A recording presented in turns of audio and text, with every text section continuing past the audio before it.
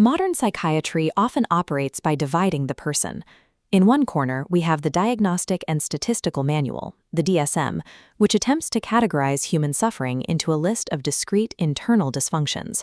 This approach relies on a specific perspective, the brain as an isolated object.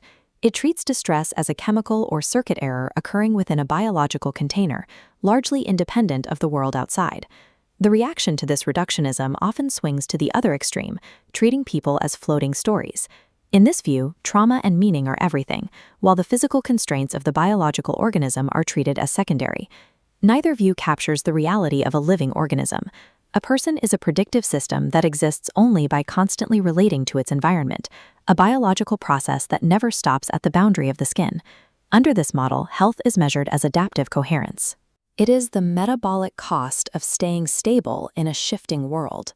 When the environment demands more than the body can regulate, the system loses its coherence. Shifting our focus from what the brain is to what the person does changes how we approach recovery. It moves us away from suppressing symptoms and toward restoring the processes that allow a person to function. Memory is not a static storage drive. The brain is an active prediction engine, reconstructing the past to navigate the future. Attention follows the same logic, an emergent state of distributed coordination, where networks synchronize to prioritize what's most important. Consciousness itself arises from this depth of integration. It is the experienced form of the entire biological system working in unison. This perspective reframes states like depression or mania as unstable regimes of prediction. The art broken mechanical parts, but moments where the brain's internal modeling of energy and salience has lost its flexibility. If the mind requires continuous integration, it cannot be contained solely within the skull. It is a process that relies on the world to complete itself. The system regulating the mind extends into the environment. The world is not just the background for human experience, it is part of the mechanism. Sleep, movement, and metabolic state provide the internal grounding that makes high-level prediction possible. A nervous system without rest or fuel cannot maintain its own predictive models. External factors, work, housing, financial stress, and relationships function as external regulators. They provide the sensory and social feedback that tells the nervous system it is safe or under threat.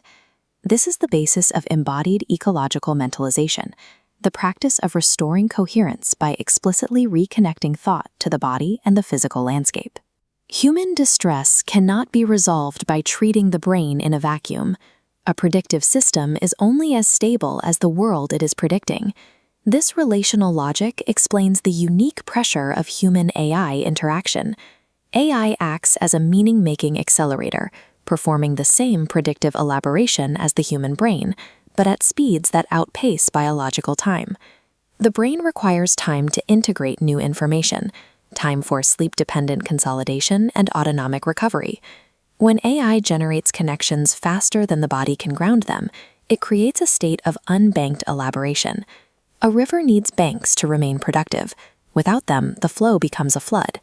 In the same way, using powerful technological tools requires the banks of human sleep, physical movement, and face-to-face relationships to keep the system from overflowing.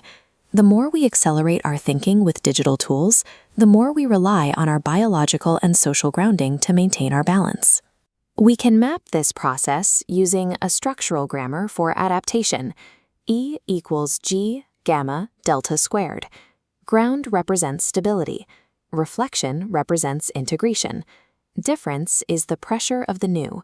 Emergence occurs when these are held together, allowing reorganization where new insight becomes possible. Recovery is the process of rebuilding these banks. Clinical work succeeds when it restores a person's capacity to regulate their own energy and return to the demands of their life. This is neuroscience in the living world. It is the recognition that our minds are formed through the continuous, rhythmic meeting of our biology and our environment.